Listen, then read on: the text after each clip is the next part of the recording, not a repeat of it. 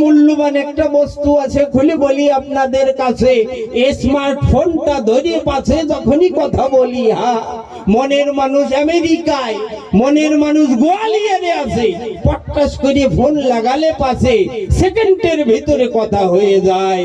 এর আগে সংবাদ পাঠানোর যে নীতিবিধি ছিল আপনাদেরও জানা আছে ভালো।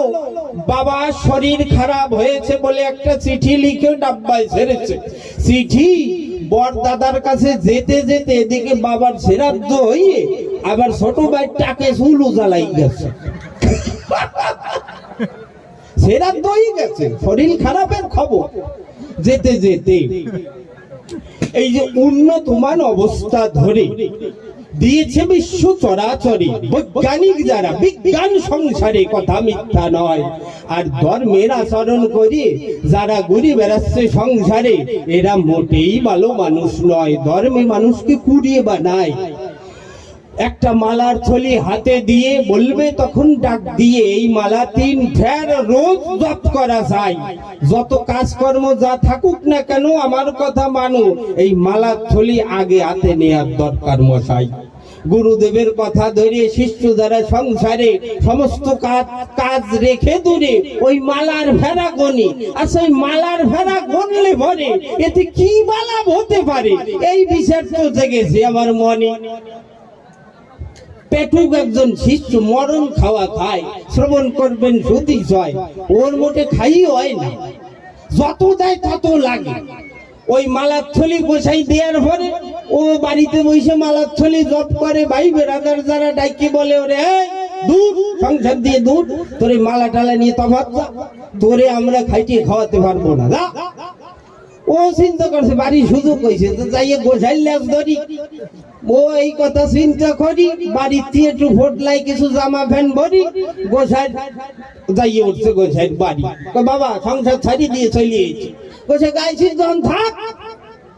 এখন গোসাই তো রান্না বান্না করে, ও তার 4 ভাগের 3 ভাগ একা মারে, আর অল্প কটা থাকে। গোসাই খাইয়ে মনে মনে চিন্তা করে, এভাবে তো টেকবো না নে বেশি দিন, ওজা আরম্ভ করছে আমারে রাখবে না নে বাসাই।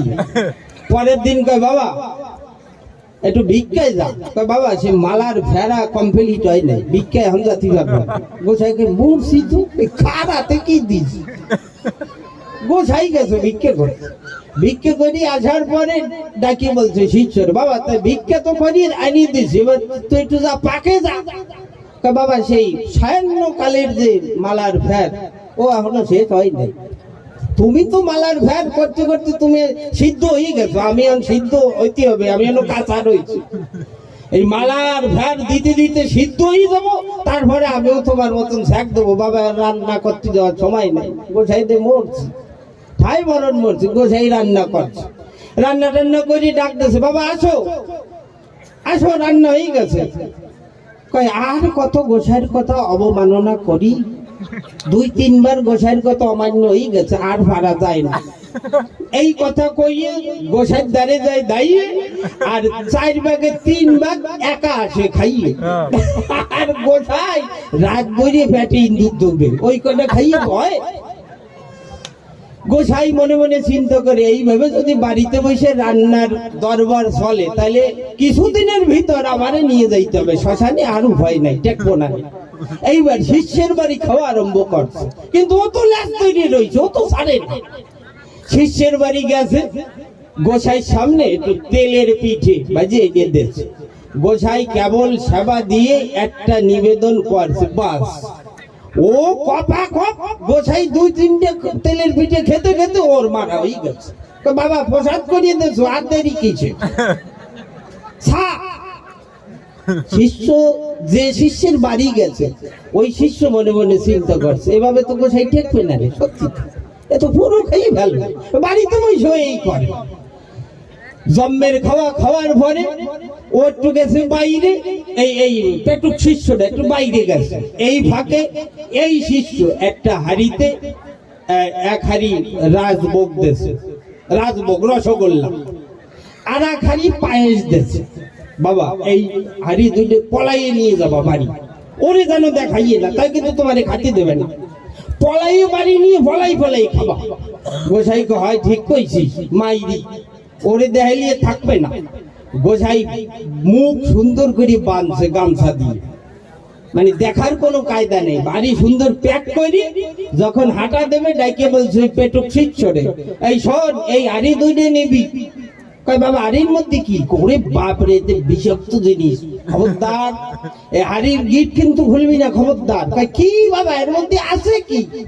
কয় একটার মধ্যে আছে কালকে উঠে সাপ, জাতি সাপ, খবরদার ওরে যদি খুলিস ও তোরে করবে না মাপ, ওরে যাইতেন জাতি সাপ। আরেকটার মধ্যে আছে বিষ, খবরদার ওতে বুঝি হাত দিস, আরেকটার মধ্যে বিষ। এই যে তো কইয়ে গোসাই আটা দেশে, শিষ্য এই পিছে নিয়ে এবার ফন ফন করে জোরে আটা দেশে আগে চলিয়ে যাচ্ছে। গোসাই কয় বাবা তা আমারও থুয়ে যাচ্ছে কেন, দাঁড়া। ও তা তুমি আইটি পারতিস না, কেন আসো। এইবার গোসাই যে কাছে আইছে, এবার গোসাই আগে চলে যাচ্ছে, ও একটু বান করে পিছিয়ে থাকতিস। 8-10 গোসাই যে আগেই গেছে, গোসাই রেখে বাবা তুমি একটু আইটি আগুইতে থাকো, তুমি তো আইটি পারো না, আমি একটু ফেসআপ করি আসি। এই কথা কইয়ে একটু আড়ালে যাইয়ে জাতি সাপ, দেখি কি জাতি সাপ। জাতি সাপের গিট আগে খুলছে, খুলিয়ে দেখে নলিন গুড়ের রাজভোগ। আরে ডোক গিলিয়ে নেছে, ডোক গিলিয়ে গা আরম্ভ করছে, মোটামুটি মিনিট খানেকের ভিতরে সাপ, জাতি সাপ, রাজভোগের সাপ, সাপ করার পরে ধমাস করে পাসার দিয়েছে, পাসার দিয়েই গোসাই ডাক দিয়েছে, বাবা বাবা তাড়াতাড়ি এদিকে আসো। কি হয়েছে? কয় সেই জাতি সাপের আড়ি ফেরিয়ে যাই, ওই যে জাতি সাপ চলিয়ে গেল, ওই যে যায়, তাড়াতাড়ি আসো।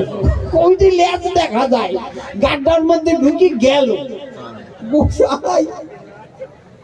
গোসাই দুঃখ মনে নিয়ে দাঁত কিটিমিটি দিয়েছে, জাতি সব ঢুকে গেল। হারাম দাদা পার কাঠের খরম ঘলছে, জাতি সব ঢুকে গেছে, দাঁড়িয়ে এসে নাক মুখ জাতাইয়ে 3-4 বাড়ি, লক্ষ্মী ছাড়া কপাল, জাতি সব গাড্ডায় ঢুকে যাচ্ছে। ও 3 বাড়ি খাওয়ার পরে ডাকি করছে গোসাই রে, বাবা আর বাঁচে থাকবো না, এইভাবে খরম দিয়ে মারলে আর বাঁচে থাকবো না, এখনই বিষ খাইয়ে মরবো। কইয়ে কি চলছে, আর বাঁচে থাকবো না, এখনই বিষ খাইয়ে মরবো। কইয়ে খুইলি দরদর করে ডাইলে, আরে ওটাও মিনিট খানেকের মধ্যে ঝাড়া করে দিয়েছে, মরিয়ে যায়।